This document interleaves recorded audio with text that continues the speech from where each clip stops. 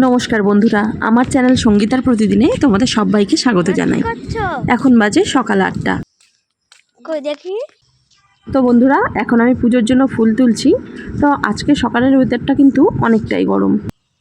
তো বন্ধুরা, বেশ কিছুদিন হলো আমি তোমাদের সাথে সেইভাবে কোনো ভ্লগ শেয়ার করতে পারিনি।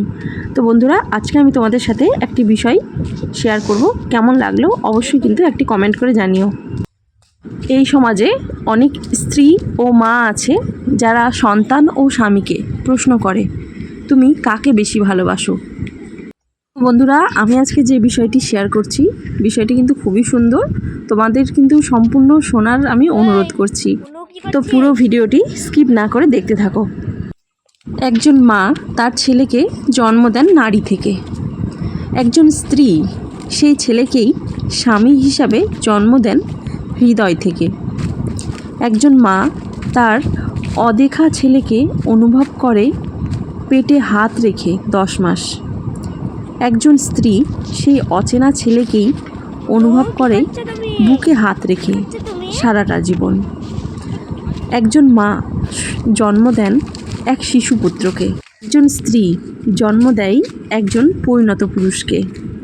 একজন মা তার সন্তানকে হাত ধরে হাঁটতে শেখায়। একজন স্ত্রী সেই সন্তানের হাত ধরেই সমস্ত পথটা হাঁটেন। একজন মা তার সন্তানকে কথা বলতে শেখান। একজন স্ত্রী প্রিয় বন্ধু হয়ে সারাটা জীবন তার কথা বলার সঙ্গী হয়ে ওঠে। সন্তানের দায়িত্ব কাঁধে আসতেই মা তার সমস্ত পৃথিবী ভুলে যায়। আর স্ত্রী সেই সন্তানের দায়িত্ব নেবে বলেই তার সমস্ত পৃথিবীটা ছেড়ে একদিন চলে আসে। সন্তান না খেতে পারলে পাতের সেই উচ্ছিষ্ট খাবার মা এবং স্ত্রী উভয়েই খায়। আবার সন্তান এবং স্বামীর মঙ্গল কামনায় উপবাস মা এবং স্ত্রী দুজনেই করে থাকে। সন্তানকে বড় করেও সন্তানের থেকে প্রতিটা মাকেই আঘাত পেতে হয়।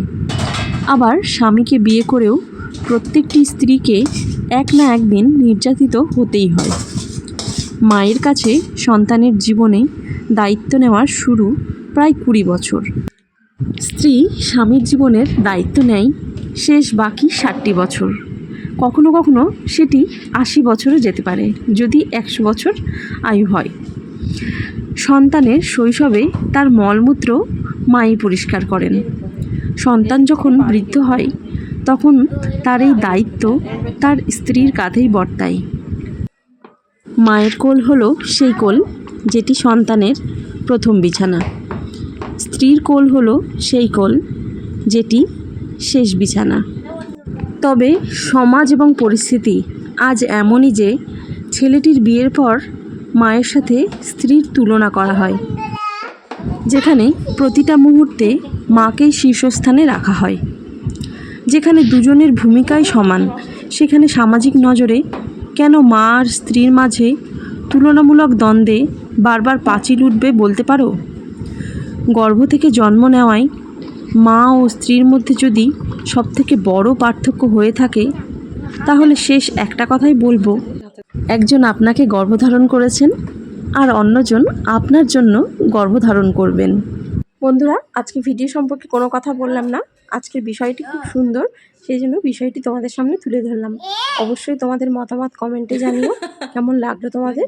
তোমরা সবাই ভালো থেকো, সুস্থ থেকো, সাবধানে থেকো। দেখা হচ্ছে পরে আরেকটি ব্লগে। কি হয়েছে মায়ের?